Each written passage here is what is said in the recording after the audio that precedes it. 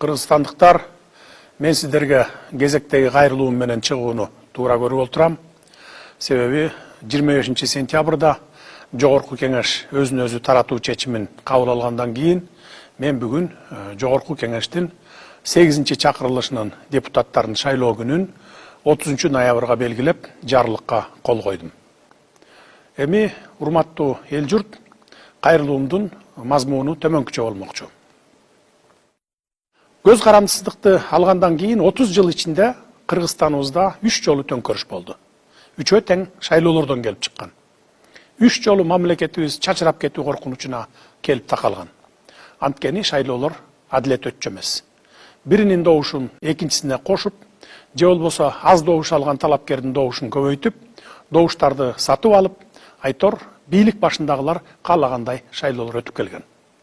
Азыр анда эски шайлоо системасын жок кылдык. Илгеркидей бюллетендерди эртелеп чыгарып алып, шайлоо участоктарына алдын ала камаздап ташып барып, аларды күнү-түнү кайтарып жаткан мезгил өтүп кетти. Баары санариптешти. Азыр эми шайлоо участогуна барып, каттоодон өтөрүңүз менен ошол жерден бюллетенди компьютер чыгарып берет. Каалаган талапкериңизди шайлап, бюллетенди автоматтык жашикке саласыз. Автоматтык жашик добушуңузду кайсы талапкерге бергениңизди дароо эсепке алып коет дагы шайлоо убактысынын бүтүшүн күтөт. Шайлоо убактысы аяктап, кечки саат 20:00-дө жашиктин кнопкасын басканда кайсы талапкер канча добуш алганын дароо эсептеп чыгарып берет. Андан сырткары жашиктеги бюллетендерди төгүп алып, талапкерлердин байкоочулары менен биргеликте кол менен дагы санап чыгышат. Ал бюллетендер 1 жыл бою архивде сакталып калат. Кайсы талапкер, кайсы шайлоо участогунан күмөн санаса, арыз жазып барып, кайрадан санап чыкса болот. Кыскасы бир дагы талапкер же кандайдыр бир күчтөр шайлоонун жыйынтыгына доомат кое албайт. Себеби бизде шайлоо системасы толук электрондошуп, автоматташкан. Мындай шайлоо системасы КМШ өлкөлөрүнүн ичинде бизде гана бар. Кыргызда оозун сүткө күйгүзгөн айранды үйлөп ичет деген таасын айтылган сөз бар. Анын сыңарындай шайлоонун шайтан оюндарынан 30 жылда 3 жолу төңкөрүш көргөн жаныбыз шайлоо системасын адам фактору аралашпагандай кылып, толук санариптештирип, автоматташтырып салдык. Мен муну менен эмнени айткым келди? Мындан ары шайлоолордо добуш саноодо жана жыйынтык чыгарууда бийликтин эч кандай таасири болбойт. Добуштарды компьютер санайт, жыйынтыгын дароо компьютер чыгарып берет. Андан кийин кол менен дагы санап алсаңыздар болот. Жыйынтыгында эч айырма болбойт. Ошол эле компьютер чыгарган жыйынтык жана кол менен санаган бюллетендер бирдей чыгат. Эми урматтуу кыргызстандыктар, кайрылуумдун негизги өзөгүнө келели. 30 жылда 1000 түркүн депутаттарды көрдүңүздөр. Жакшысын да, жаманын да, популистин да, демагогун да, кыйкырчаагын да, бакырчаагын да, кооз сүйлөгөнүн да, байын да, кедейин да, добуш сатып алганын да, сатканын да көрдүңүздөр дегендей. Ошентип депутат шайлоодо мастер эле болуп калдыңыздар деп ишенем. Ошондуктан келе жаткан шайлоодо татыктуусун гана шайлап алыңыздар демекчимин. Татыктууларды шайлап алуу эми мындан ары өз колуңуздарда. Өз балабыз деген түшүнүктөн дагы алыс болуңуздар. Чаткалдан алайга, алайдан ат башы менен каркырага чейин барып койсо дагы баары өз балаңар. Биз баарыбыз бир эле элбиз. Азыркы мыйзам боюнча ар бир округтан 3 депутат шайланып келет. Бир шайлоочу талапкерлердин бирөөнө гана добуш бере алат. Башкача айтканда, бир шайлоочу бир добуш. 3-чү орун аялдардыкы. Мурда аялдар эркектер менен бирдей шартта эле шайлоого катышчу. Көрдүңүздөрбү? Дүйнөдө бир да өлкөдө жок системаны киргиздик. Аялдардын укугу тебеленбесин дедик.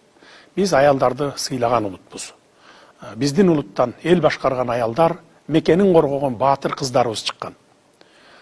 Ошол эле адам укугун, аялдардын укугун коргошубуз керек деп кыйкырган өлкөлөрдө аялдар үчүн мындай шарттар жок. Айткан сөздөрү менен кылган иштери дал келбейт. Башкалардан талап кылганды жакшы билишет, бирок өздөрү ошол талаптарды иш жүзүндө аткарышпайт. Урматтуу кыргызстандыктар, биз бийлик тарап таза шайлоо өткөргөнгө толук шарттарды түзүп бердик. Эми сиздер таза шайлап үйрөнүңүздөр. добушуңуздарды сатпаңыздар. Добуш сатып алам деп келген талапкерлерди эл арасына алып чыгып, катуу уяткарыңыздар. Экинчи, добуш сатып алам деп келбегендей кылыңыздар. Жол, мектеп, бала бакча салып берем, же асмандагы айды алып берем дегендерге таптакыр ишенбеңиздер. Депутат деген эч нерсе куруп бербейт, депутат деген мыйзам жазат, анын аткарылышын көзөмөлдөйт, эл менен бийликтин ортосуна көпүрө болуп, округунда кандай көйгөйлөр болсо жеткирип келип, анын чечилишине кам көрөт. Добушуңа арды сатып алган депутат эзели силер үчүн же мамлекет үчүн иштебейт. Шайлоого короткон акчасын толуктайм деп 5 жыл бою өзү үчүн иштейт. Добушуңуздарды сатсаңыздар, 5 жыл бою ал депутатты округуңуздардан көрбөйсүздөр. Талапкерлердин дагы бир түрү болот. Алар тили менен буудайга уруйт, бирок колунан эч нерсе келбейт. Андай депутаттарды да көрдүңүздөр, көрүп эле жүрөсүздөр. Алардан да сак болгула. Кыскасы, бул шайлоодо дагы баягыларды шайлап алып, 5 жыл бою депутаттар акмактар деп наалабагыла. Нааласаңыздар, өзүңүздөргө наалыган болосуздар.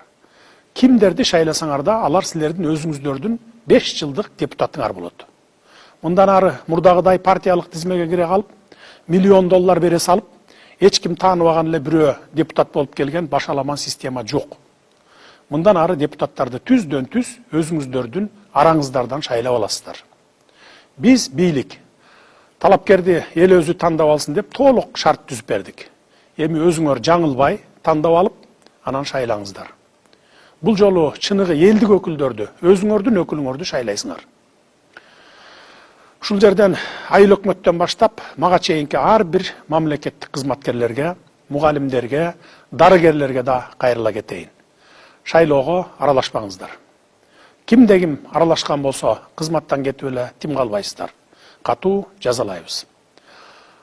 Талапкерлердин эл менен болгон чогулушуна барып катышууга тыюу салбайбыз.